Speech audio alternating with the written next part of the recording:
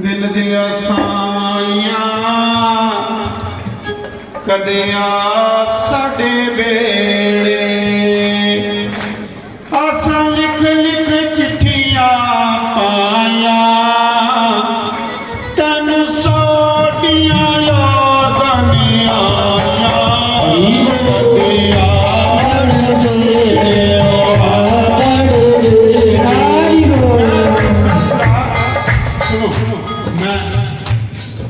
पिछे हिमाचल सदवा करा रहा काठगढ़ सौन महीने पूरा महीना मेरी उत्थे कथा होंगी है शिव जी के मंदिर उत्थे मिगी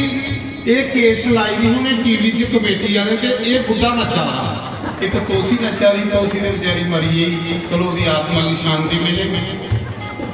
ते ये बुढ़ा नचा दा मिगी कमेटी का प्रधान ओम प्रकाश कटोच है जिहड़ा काठगढ़ कमेटी का प्रधान है ना कोई हिमाचल स्टेट के पूरे बैंके का चेयरमैन भी है तो काठगढ़ कमेटी का प्रधान भी है वो मिगी पूछा था ये जो बुढ़ा पागल है मैं आख्या पागल नहीं है क्योंकि यूट्यूब पर देखिया ना ये महाराज देशे विदेशे च बुढ़ा आवा मैं तो सोचे उत्थे गया मैं आखा बुढ़ा पागल मैं फौजी है पेंशन पाड़ा पर प्रभु के नाम पागल होया ये उकड़ा पागल नहीं है रब के नाम च पागल है जय हो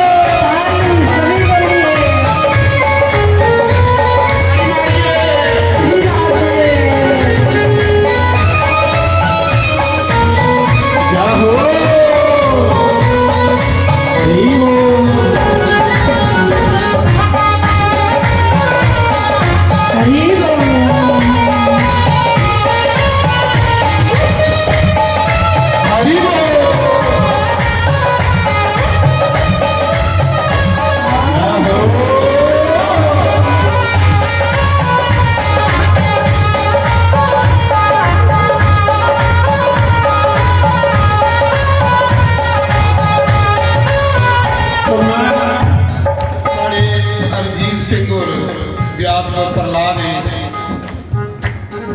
ये मीडिया में सेवा करते हैं रोज अमर उजाला की खबर लाते हैं मैं इनका भी बड़ा धन्यवाद करके उन्हें भी सेवा करा देना प्रचार करा देना अखबार दे रहे प्रचार करना भी इनकी सेवा है इनके नाम की भी एक ताड़ी मारो दूआ साढ़े मुकेश होर जेड़े इस सत्संग की रिले करिए तो यूट्यूब पर चाढ़ते हैं जेड़े फौजी साढ़े बार्डर पर लोग बेचारे राती दिखते हैं प्रोग्राम जय हो श्री राधे जय हो हरि बोल हरि बोल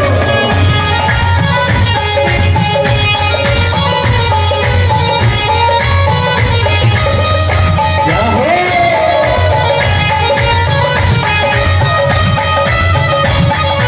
हरि बोल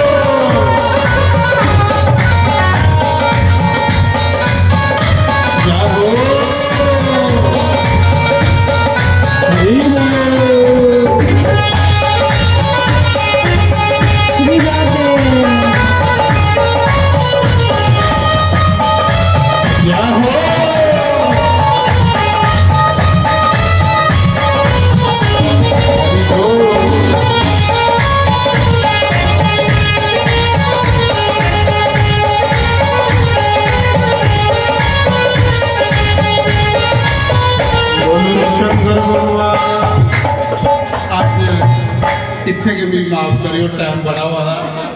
मीया खाली जगह पूरी करने वाला लास्ट 10 मिनट सूचना